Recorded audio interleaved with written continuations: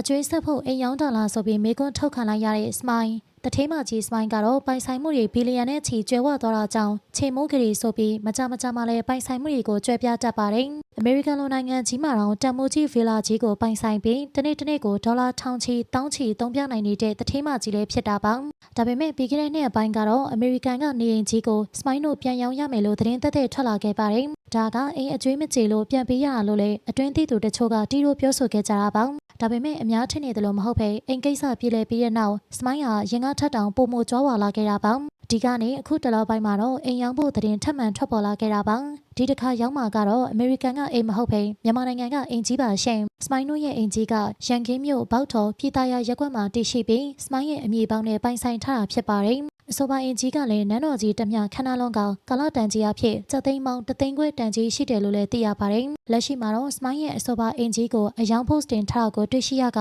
စမိုင်းဘက်ကတော့အထုပ်ဖော်ပြောကြတာမျိုးမရှိသေးပါဘူး။လူအများစုကတော့ထုံးစံအတိုင်းအကျွေးဆက်ဖို့ရောင်းတာလားဒါမှမဟုတ်အမေရိကန်မှာပဲအပြီးအခြေချဖို့မြန်မာနိုင်ငံကပိုင်ဆိုင်မှုတွေကိုထုံရောင်းနေတာလားဆိုကမိကုန်းတွေထုတ်နေကြတာပါ။မြန်မာနိုင်ငံကသိန်းပေါင်းတသိန်းခွဲတန်ကြီးရှိတဲ့စမိုင်းရဲ့နေအိမ်ကြီးရောင်းချတာနဲ့ပတ်သက်လို့ဘယ်လိုထင်မြင်မိပါသလဲရှင်။